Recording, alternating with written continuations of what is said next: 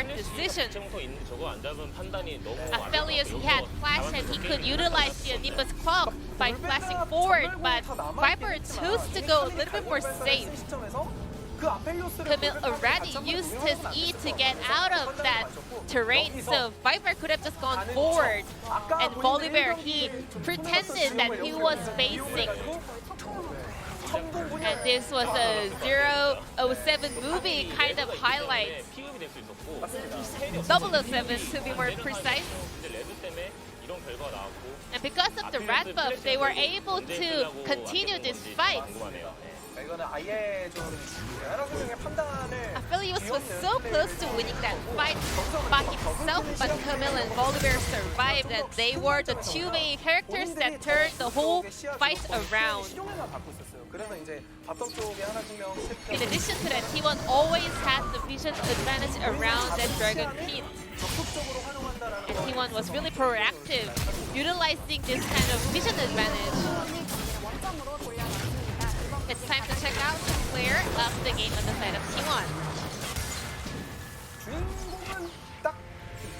We had one variant character of this 007 movie, and it was Kana on Camille, his 7th POG of the split. Thanks to the cleanse, he didn't die once in this game. He did get the value out of his root choice. Dudu was also a little bit emotional in game number 2. And Kana played flawlessly in game number 2. And also punishing the mistakes is also part of a player's performance level. Because Kana didn't die once, T1 was able to win this game, because if Aphelios got a kill onto Camille in that last fight, this game could have ended in a different way. Kana is on a very close chase onto BDD for that POG standings, and sadly our good old Valid analyst missed another POG over here, voting too, Cuz. And Cuz did share a lot of votes with Kana over here. Kana is the best player in T1 so far, and he's been doing really great work, regardless of the fact that he's a rookie player. All right, G-Sun, you're being a little bit mean to the Valve analyst. I think everybody else was wrong on this one as well. We saw the highlight of Cuz doing a lot of stuff around the map that was apparently for Kana. So, not sure about that one. Yes, he managed to kill a Renekton that overextended against him into a giant minion wave at level 2. But that's not a highlight. That's a low light. And this gentleman right here, even though he does look in relatively high spirits right now, some smirking going on, as you can see, for good old Dudu. I don't know. It's like, little do they know I'm playing R5 Renekton. Little again. No. Well, not R5, but B4 maybe. Yeah. No. Let's just burst pick. Oh, I mean, it's really good. Yeah, he's flexible, right? Yeah. Support Renekton. I mean, let's I like it. I just don't like surprised Renekton. So just hit me with it straight up. Support Renekton's better than surprise Renekton. Yep. I just wanna give you a stat. I'm alive for 100% win rate against T1 this season on blue side. Ooh, okay. So that means that T1 have not won a game on red side against Hamalife. That is correct. And now they're gonna change their bans here a little bit. They left the Karma open in game 1, and will they do it again here? They banned Aphelios the last time. This time they're going to ban the Karma. First pick. The Ezreal does make a lot of sense here. Viper wanting that one again, like in game 1. They first picked at game 1, they won. So don't mind it at all. Yuumi being considered. I'd love Teddy and Effort to just go Yuumi Lucian. That is very, very frightening. Interesting, actually. The Xayah did not look like it did much in the last game up against the Ezreal. So I don't think they want to go down that path again, but they will still pick up Set, which it had some good moments and then it had some pretty hard moments towards the end of the game. Picking away the Bard, I think, would be a decent option here. It's going to be MF. And so Humble Life will pick Bard Zoe. And I guess feel really happy. So they didn't want to pick Aphelios instead. with, you know, going up against Ezreal, and it probably would have just been, you know, Bard Galio again, which might not have been too happy for an Aphelios player. But they still pick up the Bard, and the Sylas that comes in is very interesting. Now Nautilus is going to be banned away. T1 not wanting to play the Zoe by the looks of things. So it's just going to be Teddy opting in for the Misfortune matchup into the Ezreal for the laning phase. Still, this should be a lane that Armorlife are going to be very happy with there towards the bottom side. So I don't know how much I agree with it. Nidalee's going to be banned. So Haru's not going to be back on the champion that he played so well on in game number 1. Definitely good news for T1 fans. They really showed a lot of respect towards some of those big picks for Hanwha Life, which is not something that is usually shown to Hanwha Life by some of the better teams here. Usually they just crush them regardless. And T1 struggling a little bit. The Zoe ban is interesting. I suppose they would rather something else to go into the mid lane here for Faker. I like it. Just get Faker off the champion that he's now got 2 games of comfort on in this particular day's matchup. Also, the portal jump for Sylas is pretty much useless. I mean, it can be okay if you can land your teams after the portal jump, but it's there are better matchups for sure for the Sylas, and it's probably going to be going mid, almost definitely for Miru. So they want to take that away. Does cancel out any easy pick. No Renekton. Oh my god. Hanwha Life, the saviors of T1, have destroyed any way for them to R5 Renekton. It's so good that they had to ban it. I mean, can you blame them? R5 Renekton, so good. Well, Camille is going to be locked in, and that was the champion that Cannon just got player of the game on. And you know what? I think absolutely the match. We were talking about how good Camille is nowadays. She is above 70% win rate now. After that last win, Mordekaiser is the exact opposite. Obviously, I think after you get one item, you can Death Realm Camille and put on. You have a little bit of value there. All other states of the game generally. Oh, there we go. Karthus locked in. Cuz was a bit of a Karthus player, but somebody call this is going to be Faker's Karthus in the mid lane. And if there's ever an ultimate that you've done or give Faker to Sylas. Or no, okay. Camille top, Faker outset. Okay. Yeah. There we go. And of course, Cuz going to be playing. There we go. This makes a little bit more sense. But definitely a fantastic damage array. Our friend LS would be very happy with how T1 have sculpted the physical damage outside of just the Karthus being relied on for magic. Very, very good stuff here. And I think the last 2 picks for Hanwha were like 2 of the worst possible choices they could have made. And they may just be punished here as this draft is fantastic out of T1. Yeah, the R5 Karthus. The coin landed on heads tonight here in game number 3 for T1. That is very, very lucky for them. They were able to find this draft. And I agree with you. I don't know what Mordekaiser Olaf is doing in this comp. Like, what's the idea behind it, really? Like, how do these champions work really well with the other champions? Yeah, you have an ability to run them down, but you're going to get demolished late game again by Camille, which you already saw. It was picked on our board. Okay? Yeah. It's very confusing to me. Hanwha Life looked great in game 1. Their draft was pretty good. Now it's I don't know, maybe they're overthinking it. Really not a fan of what was going on in those last couple of picks. Well, let's see what Hanwha Life can do. They're back on the blue side. This is the side that they win on when they're up against T1. But this is a much better T1 draft coming in game number 3. There's the Fnatic skin onto the Karthus. Bit of a shout out to the BMW brethren, I guess. As, Fnatic, of course, not exactly having the greatest of times over in the LEC. Based on expectation, of course. Mad Lions can be so damn good. Or maybe they didn't. It just wasn't me, an LPK commentator. Most people did not expect the Spanish Inquisition. And the Mad Lions domination. The one thing that I was going to say is that Silas stealing Requiem is scary, because that's a good ultimate. Yeah. You know?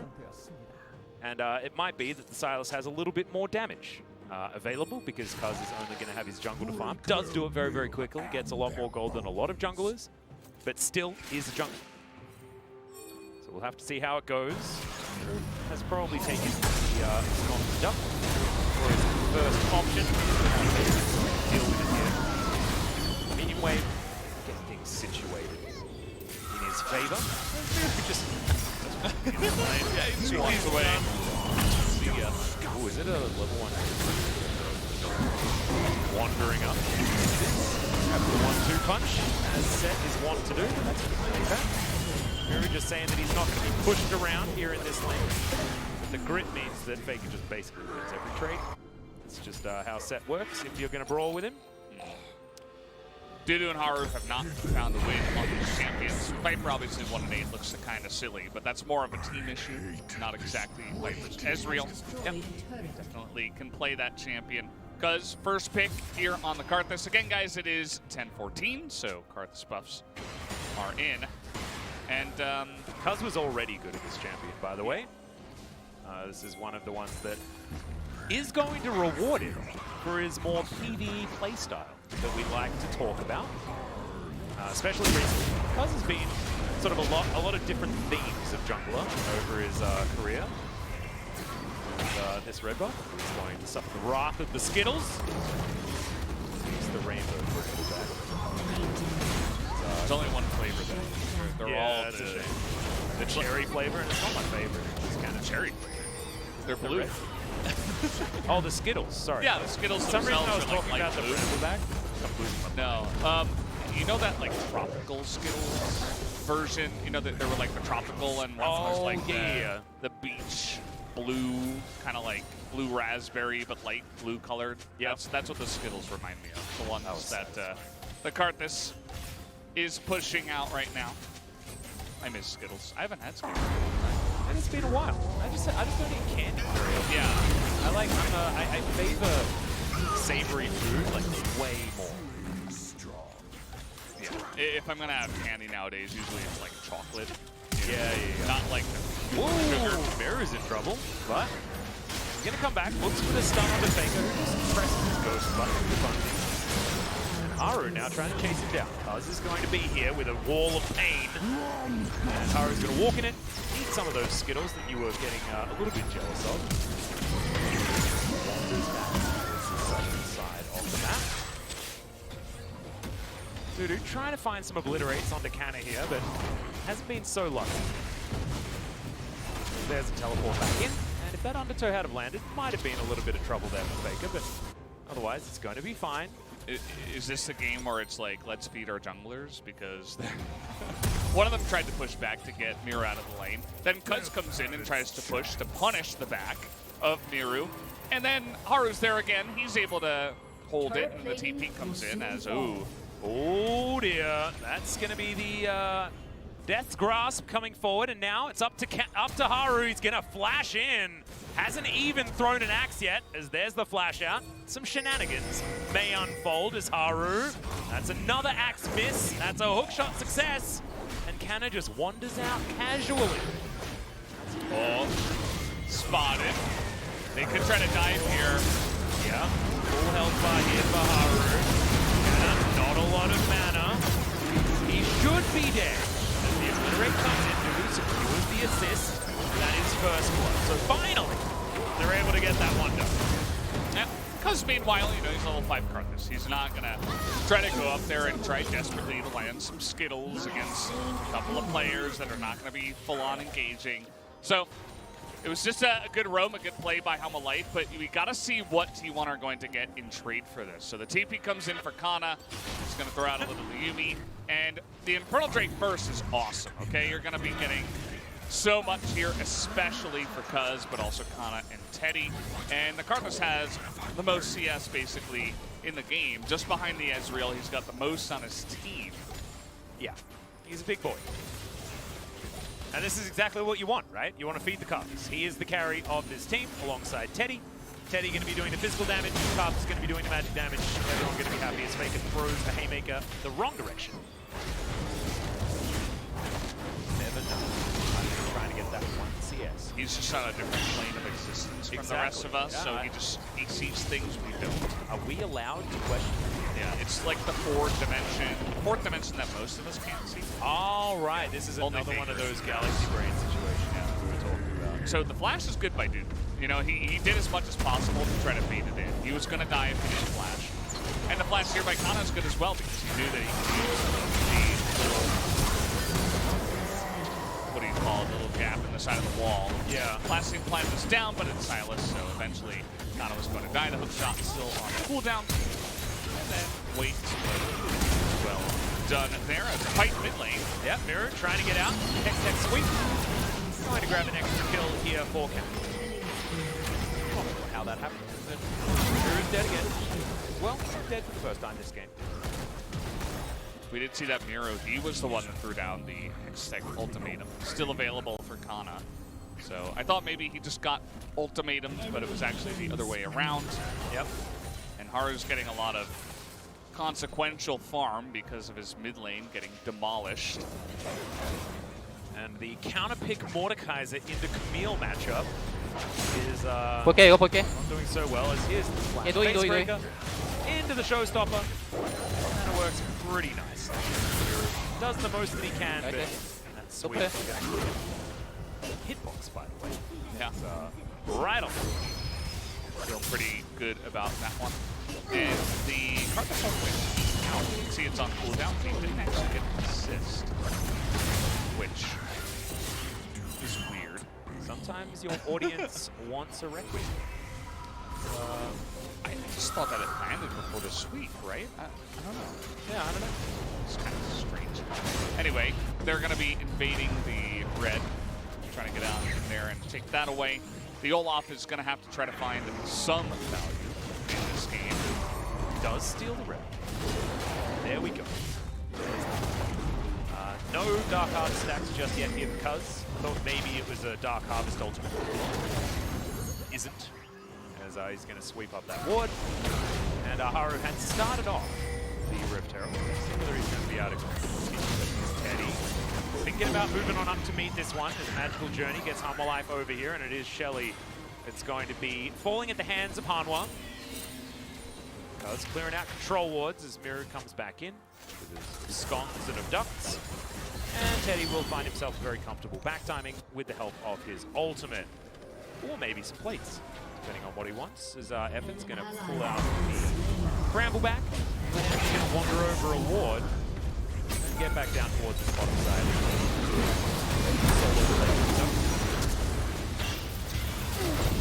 Too bad. It's Showstopper picked up by Miru. He's getting his face broken though, and he's taking a lot of damage. Trying to trade back. Haymaker again going one wildly into the abyss. Yeah, the Silas into the set matches doesn't look all so good. As here we go. Whoop! That's a very good flash there from Teddy. Sometimes you need to work out whether you need to hold on to your flash, and other times you really need to. And that was definitely one of those. Had he got slowed, the follow-up would have been pretty devastating. You don't want to play with that. You just want to dodge the first slow with your flash. Right, Miru. Out of that. Faker will hit him eventually.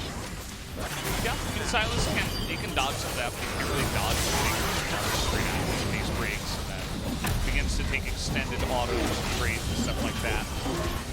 Kingsley, but he's also getting low on mana against the set, which doesn't have mana. And so he's getting pushed in and losing this lane, unfortunately.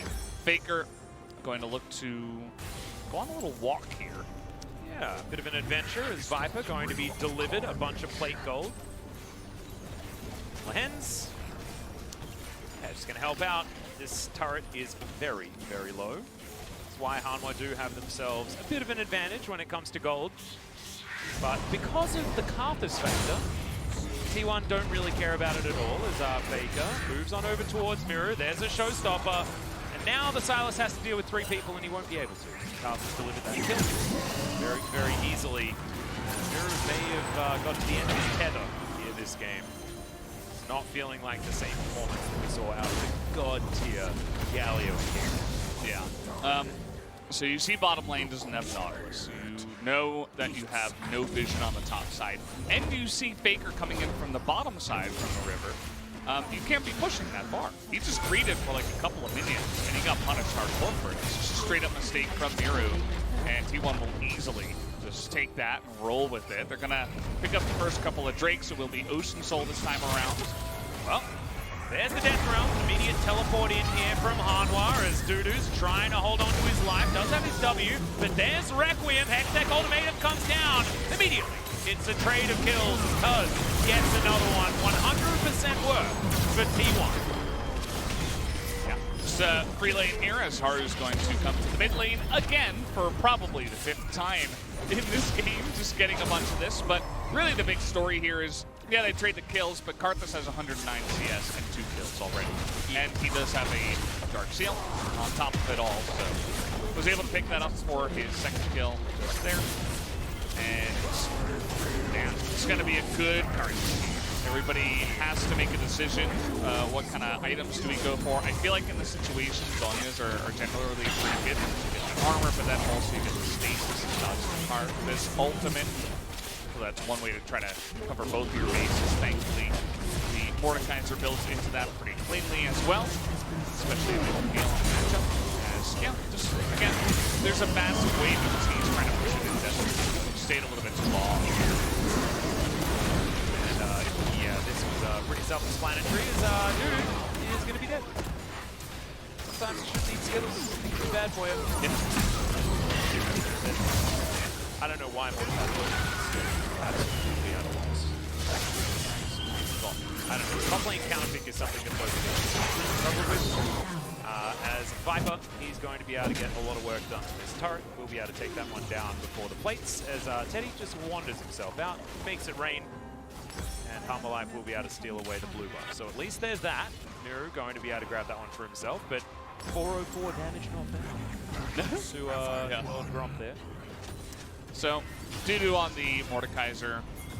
He would have had some value here after one item, but he's kind of lost it now that he's so far behind. Cuz is here again. Yep, that is a decent stun. Wall of Pain. Not going to proc onto Dudu there. Viper teleports into the mid lane. They're looking for Teddy. Axe doesn't quite have that range as Teddy picks up the W. There's the flashes coming out from everyone. Depth Charge is going to connect. Dredgeline will be available. Teddy has no flash, and that is a dead misfortune. And another buff to be stolen here from Hanwha. Not out of this one just yet. There's effort looking to come in. Finds a Dredgeline onto Haru. Wall of Pain. There's the Ragnarok. It's now Miru. Tries to eat some of the aggro, and unfortunately has a little bit of a bigger bite than he wanted.